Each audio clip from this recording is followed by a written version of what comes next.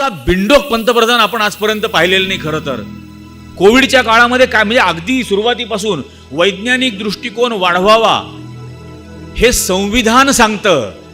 संविधानाने दिलेल्या मूलभूत कर्तव्यामध्ये सांगितलंय की वैज्ञानिक दृष्टिकोन वाढवणं हे कर्तव्य आहे.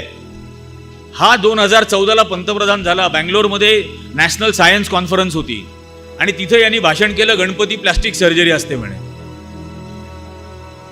म्हणजे बिंडोक गणपती ही ऑर्गन ट्रान्सप्लांट आहे, पूर्णपणे वेगळं ऑर्गन लावलाय, प्लास्टिक सर्जरी म्हणे. पण वरूनच जेव्हा वेडेपणा सुरू होतो तेव्हा खाली तर चढाओढ लागते ना.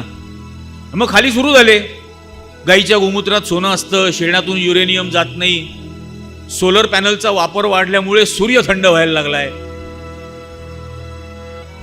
म्हणजे झोडून काढलं पाहिजे यांना. कोविडच्या काळामध्ये महामारी आलेली, जगभर लोक मरतायत, हा आपल्याला सांगतो टाळ्या वाजवा, थाळ्या वाजवा, दिवे लावा, दिवे बंद करा, याच्याने कोविड दूर होणार होता. हे सगळं थोतांड करून ठेवलेलं आहे.